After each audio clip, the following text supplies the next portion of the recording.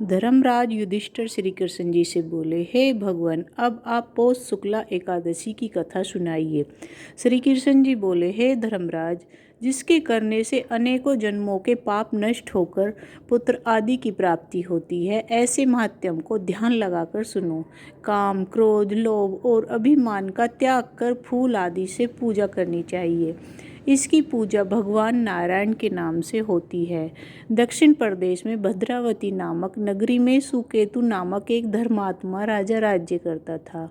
उसको सब प्रकार के सुख होते हुए भी पुत्र नहीं था, इसलिए वह बहुत दुखी रहता था। पुत्र प्राप्ति के लिए जप, तप, यज्ञ और दान आदि करने पर भी जब पुत्र प्राप्ति नहीं हुई तो वह दुखी होकर राजपाट छोड़कर जंगल में चला गया। वहाँ भूख प्यास से तड़प आत्महत्या करने का विचार करने लगा। एक दिन व्याकुल होकर भगवान से प्रार्थना करने लगा कि हे भगवान, मैं बहुत दुखी हूँ, मेरी रक्षा करो। इतनी कथा को कहकर श्री कृष्ण जी बोले, हे युधिष्ठिर, इस प्रकार भक्त की सच्चे दिल की प्रार्थना सुनकर मुझे उस पर दया आ गई और मैंने उसके समस्त पाप क्षमा कर दिए। तब उसे एक आश्रम दिखलाई पड़ा। वहाँ बहुत से ऋषि तपस्या कर रहे थे। राजा ने उन सबको प्रणाम किया।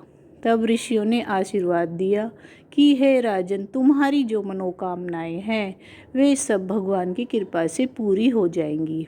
हे धर्मराज, मुनियों के आशीर्वाद देने पर राजा ने निवेदन किया कि हे मुनीश्वरों, यदि आप मुझ पर प्रसन्न हैं तो कृपा कर ऐसा वर दीजिए जिससे मुझे श्रेष्ठ पुत्र प्राप्त हो सके।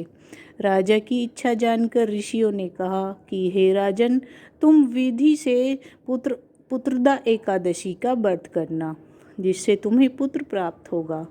हे धर्मराज, ऋषियों की आज्ञा से राजा ने पुत्रदा एकादशी का विधि पूर्वक पूजन व व्रत किया, जिससे उसके धर्मात्मा सदाचारी बेटा उत्पन्न हुआ और राजा अंत समय मोक्ष को प्राप्त हुआ।